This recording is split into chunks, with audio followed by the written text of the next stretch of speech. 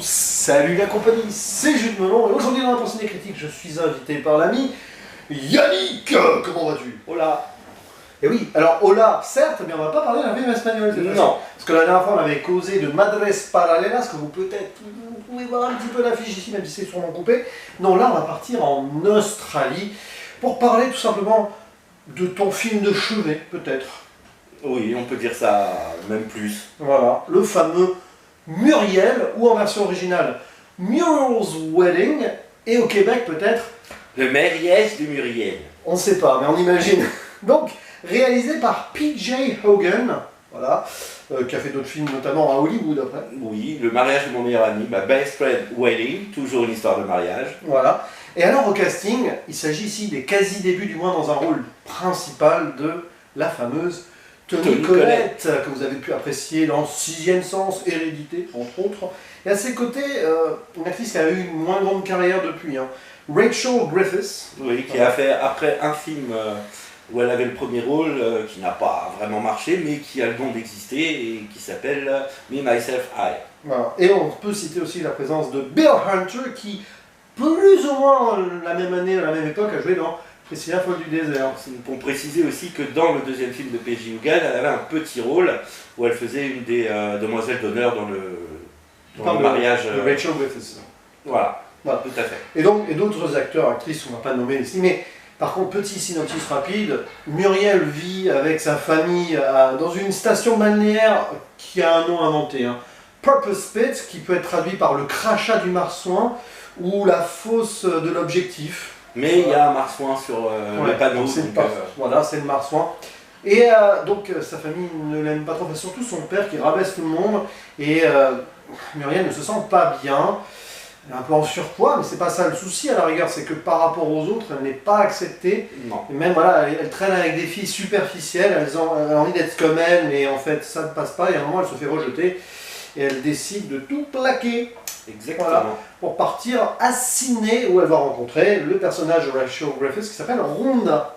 Tout à fait. Et donc des aventures vont naître de cette nouvelle amitié, et puis de cette ambition qu'elle a, Muriel, d'être comme les autres et d'avoir un mariage à elle à célébrer sur fond de ABBA, parce qu'elle est grande fan d'ABBA, et si vous aimez ce groupe disco suédois, vous allez en prendre plein les oreilles. Oui, tout à fait. Notamment une version orchestrale réalisée par le voilà, un Peter Best, de Dancing Queen, qui est absolument magnifique avec des cloches, des violons. Cette scène Waterloo aussi, oui, aussi où elle se lâche dans la petite île, là, je sais plus le nom, mais il y a un nom très beau. Très ah beau. oui, Hibiscus Island. Voilà, c'est ça, Hibiscus Island. Et donc, mon cher Yannick, c'est à toi la parole. Pourquoi apprécies-tu autant ce film? Tu l'as découvert à l'époque, à sa sortie en 94 d'ailleurs. Évidemment, à cette époque, j'avais 13 ans, 13 ou 14, ça dépend du mois. Ouais. Donc non, je l'ai découvert l'année d'après sur je ne suis pas de marque. Ouais, voilà. sur la chaîne Crypté. Célèbre, voilà, donc je l'ai découvert tout à fait par hasard. Voilà, j'étais un après-midi seul, certainement en vacances, tout ça, et je tombe sur ce film qui était déjà à sa 4e diffusion. Parce qu'à l'époque, il y avait 6 diffusions. Oui, c'est vrai. Et je suis tombé littéralement amoureux de ce film. J'ai attendu sa prochaine diffusion pour l'enregistrer, bien sûr, sur une VHS, pour ceux qui connaissent. Voilà, je pense que la cassette à la fin faisait... Oui, voilà. Et puis, c'est tombé dans une époque où l'adolescence, hein, une période très difficile pour beaucoup. Et ce film m'a fait rêver. Voilà. C'est un des thèmes principaux du film, on y reviendra. Alors, moi je le découvre alors que je suis quarantenaire, enfin quadragénaire, hein, c'est mieux quand même en français. C'est peut-être un peu tard ou pas, mais en fait, j'ai beaucoup aimé.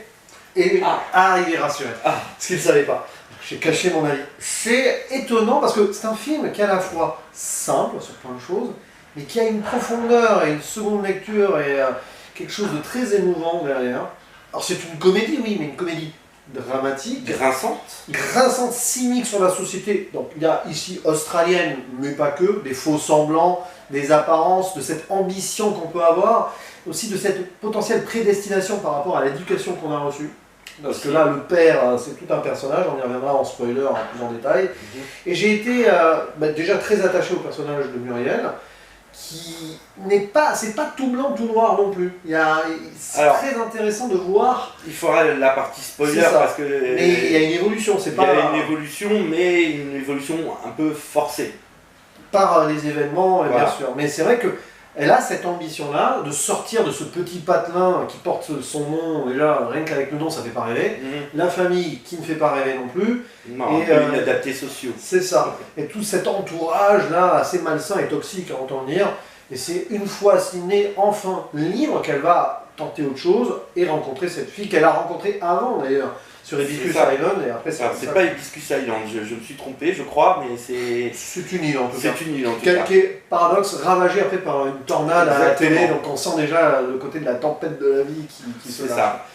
Et c'est vrai que, alors sur la mise en scène, c'est pas un film où vous allez analyser les plans, c'est pas le but. Mais non. Par contre, c'est un vrai film. Il y en a quelques-uns quand même, hein. Comme je l'ai fait remarquer pendant le film, le moment où elle est dans sa chambre. Avec le miroir. C'est pas une adolescente, elle a déjà une vingtaine d'années, hein. Elle a 22 ans. Et elle se regarde dans un miroir où elle voit ses rêves. Voilà, elle les a devant elle et derrière elle. Donc, se vouloir se marier et le groupe ABBA, donc, qui est sa colonne vertébrale. Dès qu'elle va mal, elle écoute du ABBA. Voilà. C'est ça. Ce qui est d'ailleurs incroyable, c'est que c'est une passion, elle adore ce groupe, mais en fait elle ne l'écoute quasiment là, à ce moment-là, que quand rien ne va. Oui, c'est le paradoxe. Ou à des événements de sa vie comme le fameux Muriel. Oui, le fameux Muriel's Wedding. Voilà, où pour dire oui, elle prend I do. Ouais, voilà. Mais là aussi, on verra si la réalité l'emporte ou non. Et d'ailleurs, le film s'ouvre sur un mariage qui n'est pas le sien, qui est celle de son amie, entre guillemets, qui est très très très fausse, et c'est elle qui récupère le fameux bouquet, le bouquet. Et donc, elle dit mais tu seras jamais la prochaine, donne ça. C'est vicieux de cynisme. Mais c'est ce que moi je vais dire en analyse, c'est que ce film est proprement une analyse. Je le répète à chaque fois que je parle de ce film, c'est une analyse de la méchanceté. Oui, c'est un film sur la cruauté, la méchanceté, de la société, de la famille, des amis, des proches et du contexte. Et même du personnage principal qui, pour y arriver, de toute façon, va devoir devenir, ou pense être obligé de devenir. C'est ça qui est terrible, parce que bon, ça a l'air tout sympa au début, genre une histoire de Cendrillon potentiellement, on imagine qu'elle va avoir un grand succès, y arriver. Non, c'est beaucoup plus subtil que cela. Et c'est beaucoup plus cruel aussi dans un certain sens. Tout à fait. Voilà. Et alors, après, bon, la musique, évidemment, ABBA, alors, t'as découvert plus ou moins, enfin... Oui, j'avais déjà entendu à l'époque, peut-être Gimme, qui est un des plus gros succès c'est pas dans le film, d'ailleurs. disco. Non, pas du tout. Et par exemple, Dancing Queen, je l'ai découvert dans ce film. Je ne connaissais pas cette chanson. Très très belle, hein, cette réorchestration. Voilà, mais en sachant qu'à l'époque, en plus, les années 90, quand on replace dans l'époque, la disco revenait en force. Tous les 20 ans, comme ça, il y a un phénomène de mode qui revient. Et là, du coup, bon, ABBA a traversé les générations, j'ai envie de dire. Mais moi, à 14 ans, je ne connaissais pas forcément Dancing Queen, I Do, Fernando, qu'on entend aussi dedans. Mamma Mia, qui a été connue après, dans les années 2000, par le film et la pièce. Enfin, la comédie musicale tirée de cette chanson. Du groupe ABBA, voilà. Et c'est vrai que sur le plan musical, ça accompagne parfaitement le film. C'est pas mis là non plus juste pour le fun, il y a des il y a beaucoup d'années, c'est des musiques très rétro, parce que Muriel, justement, est rejetée de ses amis parce qu'elle n'écoute que des vieilles musiques, mais on se rend compte dans le film qu'en fait, il n'y a que ça qui marche au final, que ce sont ses amis qui sont plus en dehors de la réalité et qui se croient supérieurs. Mais on entend The Tide is High de Blondie, on entend Sugar Baby Love des Roberts. Voilà, entre autres. C'est vrai qu'elle est perdue dans un monde qui n'est pas le sien. Donc il y a un décalage même musical qui se fait, c'est volontaire.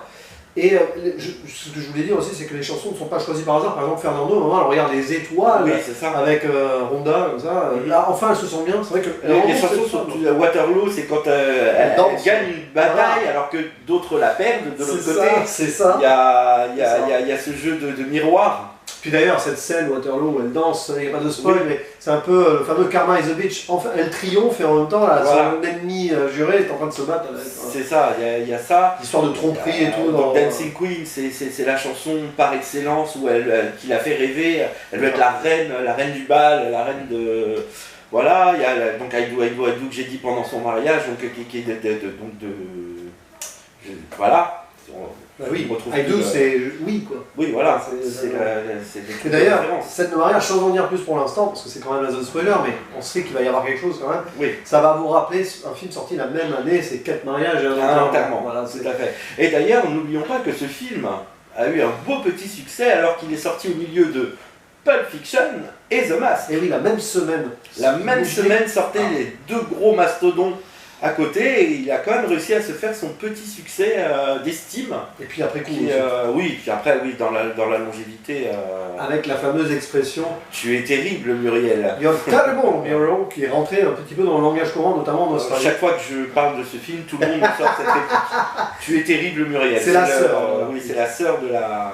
Elle n'a que bon, après elle a un petit peu plus de paroles vers la fin, mais c'est vrai qu'au début, la famille vous est présentée comme des incapables, comme des idiots. Ce qui est terrible, c'est que la famille, et là on va après jongler dans la zone spoiler, ça va être une belle transition, elle nous est présentée du point de vue d'un père horrible, mais qui gagne en profondeur vers la fin, ce personnage, on comprend un petit truc, qui traite ses enfants, mais alors, dîner avec des hommes d'affaires et tout, il y a les enfants qui sont là aussi. Ah, il les traite comme des vous êtes tous des incapables, des losers, etc. Muriel était la pire, et en fait, après, Muriel va réussir un petit truc. Et la femme soumise à côté, l'épouse qui est complètement, qui tombe dans une dépression.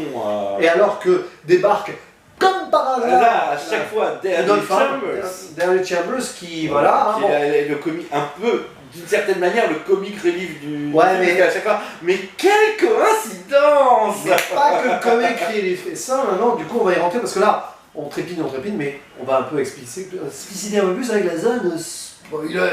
Déjà, le mariage, il a bien lieu, il existe, mais avec un nageur sud-africain qui a besoin de Muriel pour avoir la nationalité australienne. Pense aux Jeux Olympiques. Voilà, pas de panique, pense aux Jeux Olympiques. Oui. C'est marrant parce que moi j'ai découvert ce film en français, nous on l'a regardé en VO. Mais tu faisais les répliques en français. Voilà, et moi je l'ai découvert en français à l'époque, donc c'est vrai que c'était très très bien doublé parce que justement c'est ce qu'on disait tout à l'heure, il y a ce côté superficiel, très coloré, des décors un peu en carton-pâte, un petit peu, on dirait, voilà, on est dans un truc un peu paradisiaque. Le faux paradis. Voilà, même l'affiche d'origine, qui est un gros gâteau, tout ça, où elle fait pencher le gâteau, tu vois, tout est bleu, tout est rose bonbon, tout est machin. Tout le monde il est heureux, tout le monde il est gentil. Mais voilà, et je m'égare parce que je ne sais plus. Et derrière, voilà, il y a cette méchanceté qui arrive et qui pourrit le tout. Alors déjà, ce mariage, qui est un mariage de faux semblant, déjà, donc un mariage arrangé, tout simplement. Qu'elle accepte avec de l'argent, et pourtant, en plus, ce mari, elle le trouve vraiment à son goût. Donc c'est le moment parfait pour elle. Voilà, mais elle ne voit que le fait de se marier, c'est tout.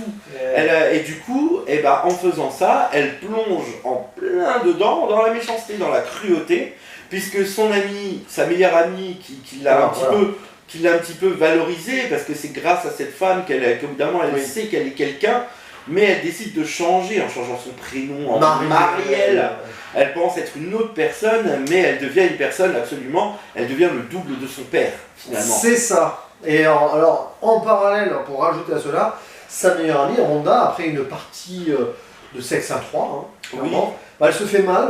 Non, pas du tout. Non, elle sent plus ses jambes et elle apprend qu'elle a une tumeur à la moelle épinière et puis elle va finir dans un fauteuil roulant. Voilà. Et voilà, et du coup, à un moment, dilemme, vivre avec ce mari pour l'argent ou abandonner Rhonda. Son ami qui est en fauteuil roulant et qui ne peut pas se nourrir tout seul et du coup va être obligé de retourner à Port Split, chose qu'elle ne veut absolument pas. Elle retourne en enfer. Voilà, mais tout ce que Marielle ne veut pas, elle le fait subir du coup à Rhonda. Alors il y a ce dilemme-là, puis après un autre dilemme quand sa mère va pas bien. On le sent que la mère va pas bien, elle a été détruite psychologiquement par ce mari qui divorce en plus, donc avec pour se marier La avec fameuse Deirdre Chambers. Madame Coïncidence. Voilà. Et on voit, alors il y a une scène qui est un peu anodine, mais presque on en rigolait à un moment, mais c'était pas drôle. Mhm. Où on la voit déambuler, la mère seule dans un supermarché, elle a mal au pied. Tout à fait. On sent qu'elle est en dépression. Elle Oui. a du poids, là, ses pieds ont gonflé. Et en plus, elle se fait arrêter. Scène parallèle, parce qu'au début du film, Muriel a volé une robe. Oui. Et là, la mère Et comme est par dénoncée hasard. par la même personne. Encore une fois, comme par hasard, cette femme, oh, c'est un hasard, je suis la cousine de la mariée. Ouais. Voilà, et là, comme par hasard, elle est dans le magasin. En fait, on dirait que cette femme méchante ne fait que ça. Elle est là pour regarder. C'est un agent de sécurité déguisé. Ou alors elle a été achetée par le père, on n'en sait rien. Ah, j'en sais rien, mais c'est. Et du coup, alors la mère, elle tombe dans une dépression. Et à un moment, alors, on la voit, elle n'est pas bien, elle se fait envoyer chez par son fils, qui est le miroir du père aussi. Et là, à un moment, je te dis, ouais, bon, ils vont peut-être pas pousser le drame jusqu'à la faire se suicider. Scène d'après, allô, maman est morte. Voilà, mais évidemment, comme Aïe. le père est en politique, hein, on a bien compris que Alors, son le père. image est hyper importante, parce que ça c'est très important dans le rôle de, enfin dans la scène de l'enterrement, parce qu'il y a deux grosses scènes, c'est pour ça qu'on faisait un rapprochement avec Quatre mariages de Un l'enterrement. mariage, Il y a un deux grosses enterrement. scène, il y a un mariage et un enterrement Même qui deux va mariages, tout faire, le premier du film. qui va tout faire valdinguer en fait. Donc il y a le mariage où déjà Muriel a atteint le paroxysme de la méchanceté, une méchanceté Elle ignore sa mère. elle ignore carrément sa mère, ses anciennes amies Sont devenues ses l'ont demoiselles été- d'honneur. ouais, bah, voilà, sont devenues ses demoiselles d'honneur, elle renvoie Rhonda chez sa mère. En plus, elle lui dit une phrase qui est horrible, je ne veux pas que tu fasses ça. L'autre, elle lui dit, il fallait réfléchir avant, maintenant l'autre a fait, non, non, je t'ai pris 2 billets d'avion, tu vas pas en car. C'est vraiment Ouais. une horreur horrible. Mais elle est aveuglée par ce mariage. Donc la méchanceté, elle est à la fois voulue et à la fois pas voulue. Et c'est parce que, là, on en revient à ce que tu Elle est dis. perdue, Elle est elle est perdue. totalement perdue. Et il y a une répercussion sur elle de l'image de son père. Elle est devenue son Exactement. père. Et d'ailleurs, Et justement, la scène qui va lui remettre un peu les idées en place, c'est l'enterrement. Donc il y a l'enterrement, tout le monde est là évidemment, les journalistes aussi qui suivent le père et tout. surtout les journalistes. Il y a un télégramme qui arrive apparemment d'une personne très importante, président, L'ancien Premier ministre australien. de l'Australie, qui lui envoie un télégramme, et lui il se tourne vers sa fille et dit, tu vois, on m'oublie pas. Voilà. Et pendant l'enterrement, il pense juste à son image. Exactement. Et Et, donc- là, Marielle redevient Muriel. Muriel. Ouais. Le coup de massue est tombé, Et après, elle remet les choses en place. elle remet les choses en place, et ceux qui paraissaient pour les méchants, finalement sont gentils, notamment le mari qui ne fait qu'un mariage, Le nageur. le nageur qui ne fait qu'un mariage de mariage blanc, hein, Oui, c'est ça. Oui. arrive et console Muriel, il voit la tombe belle amoureux personne. de Muriel et pas de Marielle. Voilà, En changeant là le déclic dans l'église, quand elle ressort, elle est Muriel et même lui tombe sous le charme. Comme quoi, il fallait qu'elle reste Muriel. Mais elle divorce quand même. Elle divorce quand même, bah oui, elle ne peut plus mentir. Voilà, il y a ça, et puis après, alors l'une des scènes phares du film, la confrontation avec le père, où enfin, le père, grâce à Muriel qui enfin prend les choses en main, se rend compte, on apprend vraiment En fait, elle fusionne les deux, la Marielle et la Muriel. Ouais. La Marielle, pour son côté franc, et ça lui a apporté quand même quelque chose. Tout n'est pas noir dans le tableau. Ça lui a apporté aussi une force qu'elle avait déjà avec Rhonda, qu'elle a retrouvée. Et pour retrouver la Muriel, il faut qu'elle refasse le chemin à l'envers. C'est un peu comme Orange Mécanique, le mec qui refait le chemin, qui subit par le chemin à l'envers. Sur la société, il y a un peu de ça. Voilà, et c'est ça. Et Et, le père, donc on apprend que s'il est méchant, oui, ben, il est méchant, mais c'est parce qu'il a été à 2 doigts d'être élu député, et c'est le gros fail de sa vie. C'est un loser à vie en fait, et il répercute son grand échec sur ses alors enfants qu'il et sa pensait famille. que Muriel allait rentrer et que elle allait s'occuper des gosses et que lui, il allait épouser Deirdre Chambers. Oui, qu'elle allait remplacer la mère, quoi. Voilà. C'est ça. Mais non. Et, non. Émancipation, elle s'en va. Le père, bah, finalement, dernier plan avec lui, on le voit enfin être gentil avec son fils. Sa fille. Sa fille, oui, pardon. Sa fille, Celle ouais. qui dit t'es terrible. Tu es terrible Muriel. Qui au fond était ce personnage qui était présenté au début comme une inadaptée sociale, est en fait le cœur de la famille. C'est elle Oui. qui aime la mère, c'est elle qui aime sa sœur, c'est elle qui aime ses frères et sœurs, mais qui se tait, qui ne dit jamais rien, à part, tu es terrible Muriel. Mais c'est le message aussi de la femme étouffée dans cette société, parce qu'il y a un côté patriarcal affreux avec le père, et je pense que c'est aussi... Et d'ailleurs, la première phrase qu'on entend dire, à part, voilà Muriel, ou tu es terrible Muriel, c'est, après le décès de la mère, qu'est-ce que je vais faire sans elle? C'est le premier personnage qui nous dit, dans cette famille, il y a quand même un lien, il y a quand même quelque chose, parce que quand on voit au début, ils se détestent tous, ils sont complètement idiots. Et pourquoi il n'a pas été pris au concours de la police? Parce qu'il était trop grand. Oui, voilà. C'est que des mensonges. C'est un film où il y a des punchlines assez... Il refuse la vérité. Voilà, donc, pour l'analyse pour ma part, donc la méchanceté, ceux qui le sont de base, donc on a les copines, on a le père, ouais. On a... de base. On a la... Comment dire, la... Deirdre Chambers. On a ceux qui... On a les gentils, on a donc le reste de la famille, la mère. On a le... qui aussi, au bout d'un moment, devient méchante quand elle se fait quitter par le mari. Oui. Il faut toujours quelqu'un... voilà. Rhonda n'est pas méchante, elle est juste... elle est bien, elle dit la vérité. C'est la franche personne. Voilà. La francheté, on dit non, la franchise. Je pense que c'est le personnage le plus aimable après Muriel, ou même avant Muriel. Elle vit la vie à fond sans se soucier des autres. Exactement. Justement. Et on a les personnes qui le deviennent. Et donc il y a Muriel qui devient extrêmement méchante, la mère qui, sur un coup de folie, brise tout ce qui lui reste, c'est-à-dire sa famille. Avant de mourir, voilà. Même en mourant, en soi, elle fait un acte d'abandon. C'est ça. Bon, et puis il y a les victimes. Il y a Bryce, le premier qui s'intéresse vraiment à Marielle pour le coup. Le pauvre, lui. Voilà, il y a lui, il y a des enfants, donc les enfants qui sont les premières victimes de toute cette méchanceté, de cette cruauté. Même si le fils devient le père. Oui, un petit peu, ouais. Et puis t'as Muriel qui, donc, au début, elle est gentille, perdue. Muriel passe par toutes ces phases. Elle devient méchante, et c'est après, en redevenant gentille, qu'elle passe par toutes les phases. Mais elle s'est renforcée, c'est ça. Donc Muriel, c'est un petit peu la tyrolienne des étapes. Et là, j'ai un souvenir d'un jeu du juste. Oui, t'inquiète pas, c'est cette image qui m'est venue. Oh l'horreur. Donc voilà. À l'époque, en même temps. Voilà, mais au lieu de redescendre, elle revient en arrière. Parce qu'elle fait on l'a perdu. Et elle est sauvée par Muriel, qu'elle déteste à la base. Muriel devient Marielle. Et voilà, elle se perd, et puis elle est sauvée par la Muriel qui sommeillait en elle encore. C'est beau quand même. Voilà. Mais il a fallu un drame quand même pour et quand tu vois ça adolescent, quand tu n'es pas un adolescent choyé ou... Et même adulte, il y a des trucs par rapport à la société. On vit dans une société où il y a de la méchanceté, des faux semblants, et que certaines, pour y arriver, avoir cette ambition, on parlait de purpose pit, autre lecture, c'est la fausse aux ambitions, l'objectif. Pour y arriver, on est obligé de... là, tout le monde y plonge. Voilà. Mais souvent, on n'arrive pas à nos fins. Enfin, on y arrive, mais c'est du faux semblant. C'est ce que dit le film, là. C'est pas en se transformant en quelqu'un qui soit bon ou méchant qu'il faut rester soi-même. Et beaucoup de gens qui réussissent comme ça, souvent, dépriment et chutent derrière. Et on les voit pas forcément. On parle de stars, des fois on apprend des trucs, paf, on n'imaginerait pas, quoi. Donc voilà, quand ce film... quand quelqu'un va voir ce film, il va peut-être le prendre pour une petite comédie bébête. Mais non, il y a vraiment du fond, il y a quelque chose, il y a beaucoup à dire, je crois. Il y a de la réflexion. Mais du coup, on referme le spoiler qui est quasi refermé. Mais du coup, voilà, mot de la fin pour donner envie aux gens d'aller voir.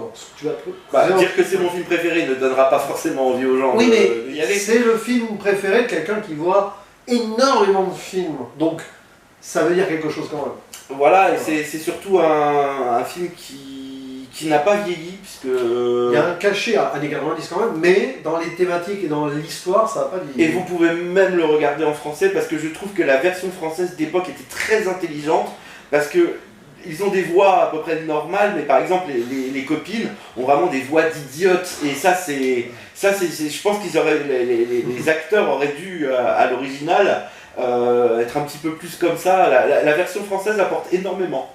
Comme beaucoup de films des années 90 d'ailleurs, même moi qui suis un Je Oui, vais dire aux gens, allez voir les films en VO. Ce film-là, si vous tombez en français dessus, c'est pas très grave, mais au contraire. on a d'excellents comédiens et comédiennes de doublage en France. Voilà. On en a eu beaucoup, on en a encore. Bon, après, la façon de faire les doublages aujourd'hui a évolué. Je trouve un peu plus. Comme là, je veux pas que tu te fasses ghoster ta vidéo, mais il y a un moment, je t'ai dit, là, où c'est mal traduit, donc quand c'est écrit, à la fin, elle dit aux filles, vous êtes une bande de... Voilà, avec. Bref, on a compris. Voilà. C'est C-O-C-K, S-U-C-K-E-R. Voilà. Et c'est traduit directement en français comme ça. Voilà. Mais voilà, personnellement, je vous conseille ce film, clairement, même en tant qu'adulte. Oh oui. Il n'y a pas d'idée de nostalgie. À la base, c'est des jeunes adultes, hein, c'est pas des ados. Hein. Moi, ça m'a touché parce que ados, t'as souvent ceux qui sont les plus populaires et ceux qui sont les... Oui, aussi. Voilà, et là justement, c'est ce qu'il essaie d'expliquer dans le truc, c'est qu'elle a vécu ça depuis le lycée, puisqu'ils en parlent après avec Fonda. Et depuis le lycée, c'est la bête noire, c'est le petit canard boiteux, c'est... C'est ça, et puis c'est Purpose Point, cet endroit, voilà, le crachat du marsouin, on sent quand même que rien ne va là-bas. Voilà. Mais c'est un petit peu, voilà, c'est un film social aussi. Superficiel et humain, parce que évidemment c'est là où on apprend à être humain aussi. Les personnages, certains, du coup, apprennent vraiment à ce que c'est la vraie humanité à un moment, et passer au-delà des ambitions éventuelles. Et l'important, c'est l'amitié, la famille, le lien, et rester soi-même. L'important, c'est d'aimer. Voilà, comme disait Obispo. Voilà, c'est ça. Maintenant, nous allons aller au bistrot. Pour finir cette... Elle est nulle, je sais, elle est connue quand même. Mais en tout cas, merci beaucoup, mon cher Yannick, pour ce partage australien. Depuis le temps. Mais oui, ça fait presque 2 ans qu'on a envie de la faire, cette vidéo. Et je suis persuadé que vous retrouverez Yannick un jour sur d'autres chaînes parler de ce film. En fait, Muriel, ça va être ton bébé. Ah, mais c'est mon film préféré de tous les temps. Voilà. Il y en a, c'est Jurassic Park, il y en a, c'est Taxi Driver. Moi, c'est Muriel. Voilà. Mais c'est bien. Exactement. Mais je sais que d'autres personnes aiment ce film, je pense notamment à Laura Fégenre, qu'on salue si elle passe par là. Et d'ailleurs, dans les commentaires, n'hésitez pas à dire si vous aimez ce film et pourquoi. Et puis, on vous dira avec grand plaisir. Tu verras que tu auras bien Tu es terrible Muriel dans les commentaires. Là, tu tends la perche en même temps. Il ne reste plus qu'à faire le mot de la fin. Eh bien oui, je te laisse faire le mot de la fin. Alors, à la prochaine. Ciao. C'est là que je cours pour couper. Ah